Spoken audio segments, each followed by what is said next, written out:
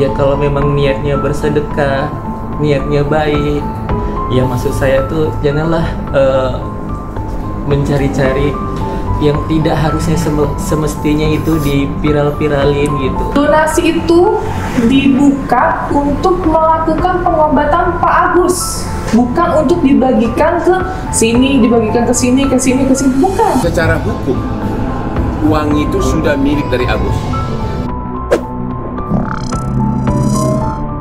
Ya, setiap orang yang punya terkena korban, baik itu bencana alam ataupun musibah apapun itu, ya dia sah-sah saja untuk membutuhkan donasi atau mendapatkan donasi, baik itu dari orang perorangan maupun dari yayasan. Dan selama kondisinya faktual dan kondisinya itu benar terjadi, ya itu sah-sah saja. Jadi dalam hal misalnya ada orang yang diseram air keras, dia minta donasi, ya itu tidak bisa dianggap sebagai kebohongan atau fitnah. Faktanya memang kejadian itu benar. Nah, tapi dalam perjalanannya, apakah uang itu yang diberikan itu diperuntukkan untuk apa atau bukan untuk pengobatannya, itu pun juga kewenangan dari maksudnya ya terserah orang yang terima uang gitu. Nah, tapi dalam perjalanan juga yayasan ini menarik uang donasinya kembali karena satu dan lain hal, ataukah karena misalnya ternyata uang itu tidak digunakan secara maksimal untuk untuk pengobatan atau untuk musibah yang dialaminya itu. Nah, apakah penarikan dana itu dapat dikatakan sebagai perbuatan melawan hukum? Itulah yang menjadi satu pertanyaan. Nah, sekarang kita lihat bagaimana penarikannya. Ya, sekarang yayasan itu mengirim melalui rekening bank, lalu ditarik kembali. Nah, tentunya penarikan dana itu pun melalui lembaga keuangan perbankan, di mana bank ini memiliki ketentuan dalam Undang-Undang 10 tahun 98 tentang perbankan. Jadi ketika dia menarik dana dari bank, tentunya bank itu sudah harus memenuhi ketentuan yang diatur dalam Undang-Undang tahun 10 tahun 98. Jadi bukan kalau kita misalnya narik dari kita kasih ke tangan orang lain, kita ambil, nah itu bisa dengan paksa atau secara diam-diam, itu bisa dikatakan sebagai perbuatan melawan hukum. Tapi kalau dengan di bank kita tarik melalui bank, itu kan ada lembaga keuangan yang namanya bank, bukan dia tarik sendiri.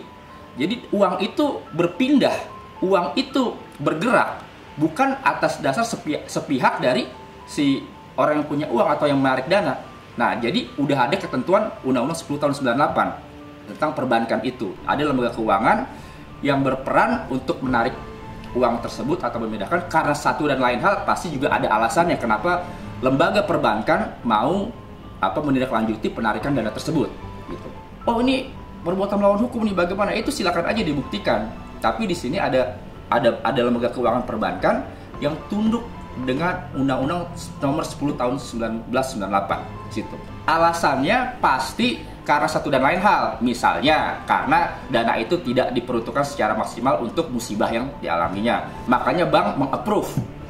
Nah, bank ini pun juga pasti ada ada alasan mungkin ya, karena kita juga nggak tahu, mungkin ya juga karena dengan diterima dana itu fungsi sosialnya itu tidak tertuju atau tidak mencapai pada target fungsi sosialnya, makanya bank mau menindaklanjuti itu. Mungkin itu kiranya hanya asumsi, kira itu bisa kita gambarkan aja seperti itu. Ya boleh-boleh aja dikembalikan dari penerima ke pemberi, boleh-boleh aja.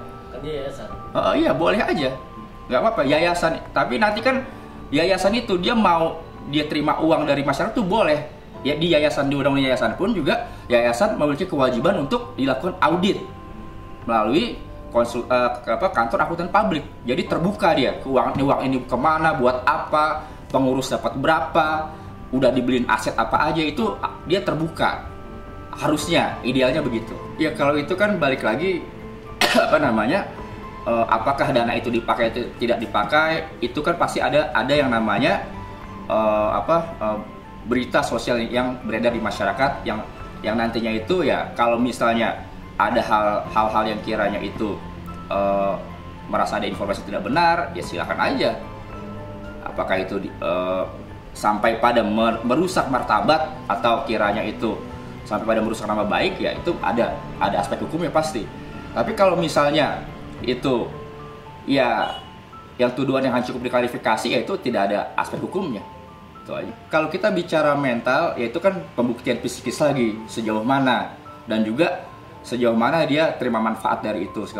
Itu tentunya asumsi-asumsi itu kan secara sosial yang berkembang, tapi nanti kajian hukumnya pasti akan tersaring fakta-fakta yang kira itu bisa masuk unsur pidananya gitu loh. Yang menggalang donasi ini harus idealnya harus lembaga yang memiliki kewenangan, yaitu yayasan, di mana dia punya kewenangan atau secara undang-undang dia memang boleh menampung dana dari masyarakat untuk menjalankan fungsi sosial gitu. Jadi kalau misalnya orang perorangan dia sebagai perantara, nah itu nggak boleh tuh. Itu memang karena memang dia nggak ada kewajiban buat diaudit secara publik. Tapi kalau misalnya orang yang sendiri dia yang terkena musibah dia minta sumbangan sih ya sah-sah aja, boleh gitu.